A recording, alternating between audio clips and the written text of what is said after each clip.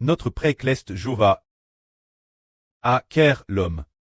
Le but initial de la création de l'homme est qu'il le serve et qu'il habite avec l'homme, tout comme, dans les Proverbes, le chapitre 8 a prophétisé qu'il y a quelqu'un, celui qu'on appelle le maître d'œuvre. Celui, c'est le Seigneur Jésus. Le Seigneur Jésus a dit, je me réjouissais. Sur la terre habite créée par Jova, faisant tous les jours ses délices. C'est dire qu'au début, quand le pré-cleste a cœur Adam et veut, le Seigneur crée avec le pré. Ainsi, le Seigneur Jésus aimait aussi beaucoup habiter dans le jardin d'Éden. Il entait de Madame pour le pré. Le pré et le Seigneur au début, dirait ardemment, que l'avenir, les descendants d'Adam soient si nombreux qu'ils remplissent toute la surface de la terre, et que l'humanité entière devienne le peuple de Jova. Appartenant Jova, le seul vrai Dieu, sous le nom du seul Dieu, et appartenant aussi au seul nom du Seigneur Jésus-Christ. Oh! Ainsi, le pré et le Seigneur voulaient avoir l'humanité pour descendants. Mais, après ce qu'Adam et Ève eurent ce plan de Dieu a été temporairement en retard. Le plan du pré a été retard, le pré n'a donc pas obtenu de l'humanité de descendants. Alors, le pré a pris une autre mesure de secours, c'est dire le remède du salut. Le pré a d'abord appel pour que le salut futur vienne de la descendance d'Abraham. Le salut signifie le Rédempteur. Il a aussi dit que ce serait par la crucifixion du Rédempteur, la rédemption par le don de sa vie, afin que les hommes puissent être sauvés hauteur d'un tiers, afin qu'un tiers des hommes, par la foi au nom du Seigneur Jésus, reçoivent de nouveau l'Esprit de Dieu et l'Esprit du Seigneur, pour devenir enfants de Dieu. Le pré a prévu d'apporter un tel remède. Alors, dans ce message d'Œuvry, de quoi le frère Heber va-t-il parler? Il s'agit de parler de pourquoi le pré-cleste a créé l'homme, dans quel but? Pourquoi le pré-cleste nous a choisis? Dans quel but? Pour quelle raison a-t-il créé l'homme? Le pré-cleste a créé l'homme. On a, au début, lorsqu'il a créé l'homme, il a dit dominer sur les oiseaux du ciel, les poissons de la mer, le bétail et les animaux de la terre, mais, plus tard, il a de nouveau dit Adam, de laisser Adam cultiver le jardin d'Éden, garder le jardin d'Éden, et le travailler. En réalité, cela préfigurait que cultiver le jardin d'Éden préfigurait le fait de servir Dieu dans le royaume de Dieu. C'est dire que le but de Dieu en créant l'homme est de faire en sorte que l'homme serve Dieu. Un autre but est de prendre soin des animaux sur la terre. Un but, c'est de louer et de servir Dieu. Plus tard, le pré-cleste a fait alliance et a choisi une nation, les Juifs, se dire les anciens Israélites, comme son peuple. Au moment de faire alliance, en faisant alliance pour faire des Israélites, son peuple lut, alors les Israélites avaient une responsabilité, celle de servir Jova. Si le pré-cleste fait alliance pour faire de nous son peuple, est-ce une alliance sans contrepartie? Non. En faisant alliance pour son peuple, il doit être notre Dieu, et nous devons le servir. C'est notre mission et responsabilité. Nous devons servir Jova. C'est notre mission et responsabilité. Quiconque devient le peuple de Jova doit le servir. Alors, comment servir? Notre pré-cleste Jova. Le service dans l'Ancien Testament consistait à offrir des sacrifices sur l'autel d'or. C'était cela le service. Plus tard, après ce trait passe au Nouveau Testament. L'autel d'or, nous avons découvert plus tard que l'autel d'or préfigurait nos prières, offrant la prière comme un sacrifice d'action de grâce. Dieu. C'est dire que dans la prière, nous exprimons notre gratitude Dieu, parce que l'alliance de Dieu est dans notre bouche et dans notre cœur. C'est dire, de faire dire notre bouche par l'alliance. Ta bouche doit me louer, ton cœur et ton esprit doivent m'appartenir, alors, notre bouche doit être utilise pour la louange et la prière. Utilise pour la louange. Et pour la prière, c'est comme brûler sur l'autel d'or. Un parfum de bonne odeur pour Dieu. C'est dire, brûler quel genre de parfum de bonne odeur? C'est d'offrir des prières de remerciement et des prières de louange, notre Dieu Jova. De plus, sur l'autel, il faut offrir des sacrifices Dieu. Offrir des sacrifices sur l'autel symbolise le fait que nous devons utiliser des louanges, des psaumes de louange, des chants de louange, offrir Dieu. Mais, concernant cette chose, au début, quand le Seigneur Christ est descendu sur terre en tant qu'homme, Le Seigneur n'a pas dit explicitement en grand-chose, parce que, ce moment tel, bien que Dieu ait fait crucifier notre Seigneur, les signèrent, pour établir l'alliance.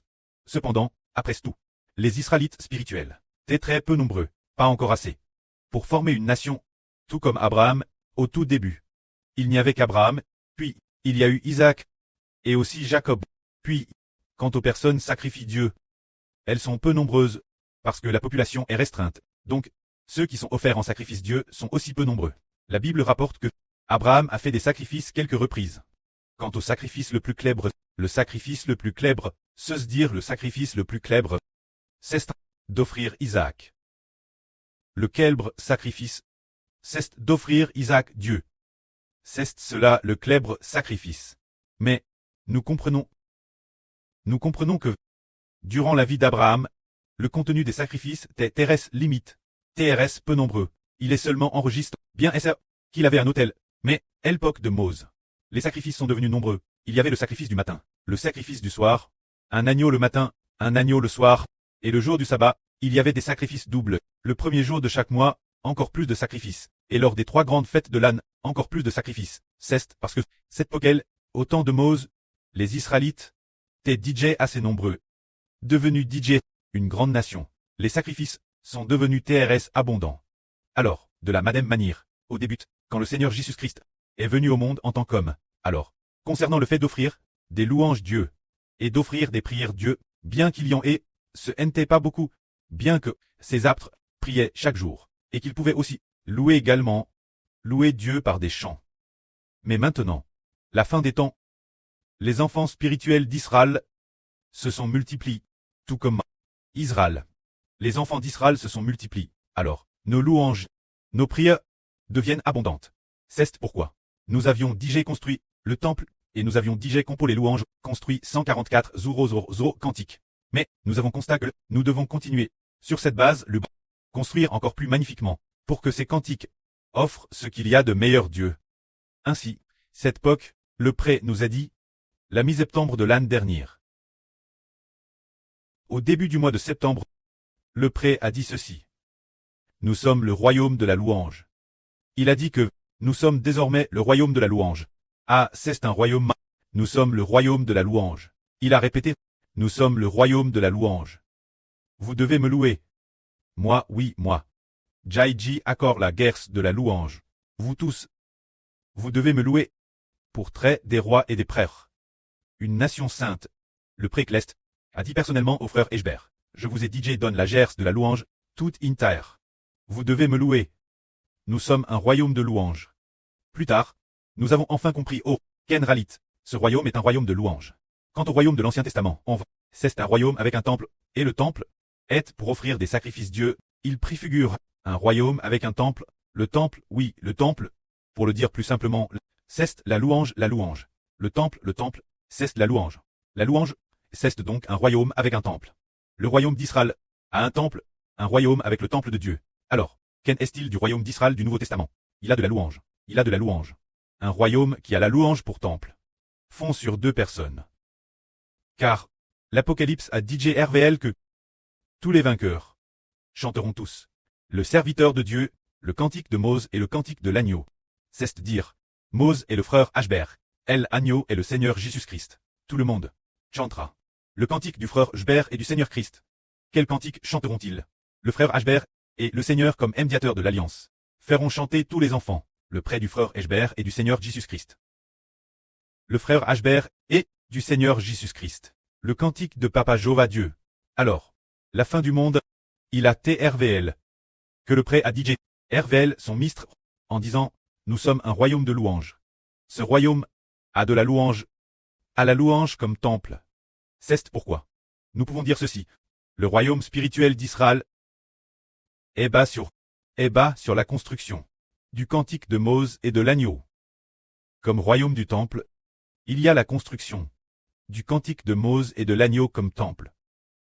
Comme autel, comme royaume de l'autel d'or, c'est-à-dire le royaume spirituel d'Israël. Alors le précleste a dit nouveau au frère Jbert, construire le royaume de Dieu, c'est construire des cantiques. Et il a dit encore, construire des cantiques de louange. C'est construire le royaume de Dieu. Alors, si nous construisons bien le temple, si nous construisons bien les cantiques, alors, le royaume naturellement le pré-cleste l'accomplira pour nous. Nous n'avons qu'une chose faire.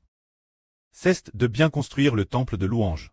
Une fois le temple construit, alors le royaume s'accomplira, car ce royaume a, tout comme le livre du prophète Saé, dit au chapitre 2, dans les derniers jours, la montagne de la maison de Jova sera lève. C'est dire que la montagne du temple de Jova, la montagne est un royaume, la montagne du temple, c'est le royaume de la louange. Le temple, bien et c'est Jésus-Christ qui est le temple.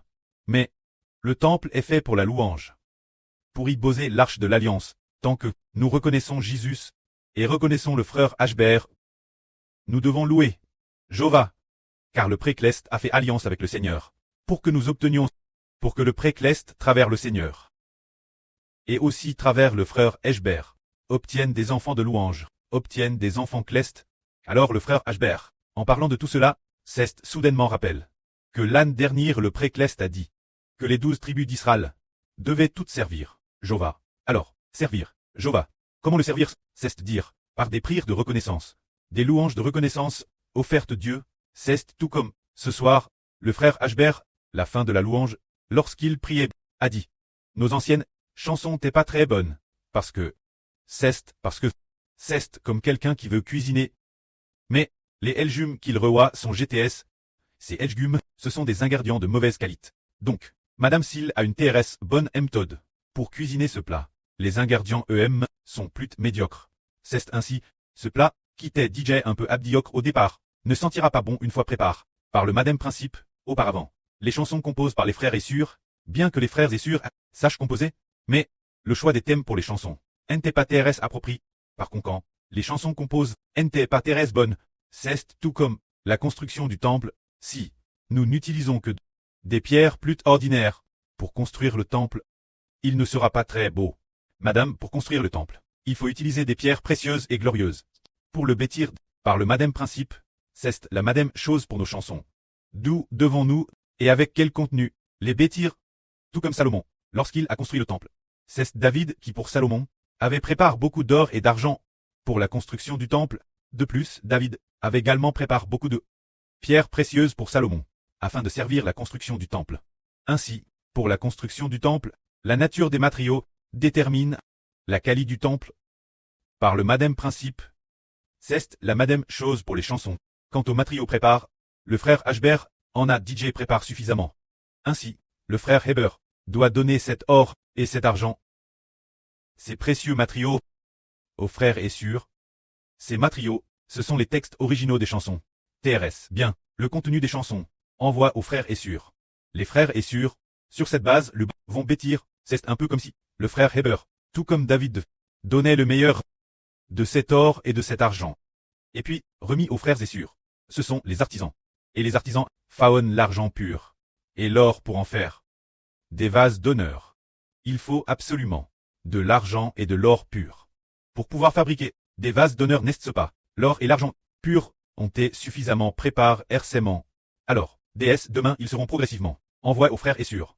Les frères et sœurs devront utiliser, par le frère Heber, ces chansons obtenues pour bâtir les chansons correspondantes. Ce moment-tel, les frères et sœurs comprendront tout de suite. Comment bâtir, alors, puisque les 12 tribus d'Israël servent toutes Jova. Ainsi donc, eh bien actuellement, les frères doivent tous composer des chansons. Partant, notre frère Zhang Jiyuan, qui pour l'instant ne peut peut-être pas encore composer. En dehors de lui, les autres frères doivent s'inscrire activement pour composer des chansons. Tous font partie des tribus de la nation d'Israël. Alors, les 12 tribus d'Israël doivent toutes louer Jova et devraient prendre les devants pour bâtir ensemble. Que la gloire soit rendue au prêtre et au Seigneur. Amen.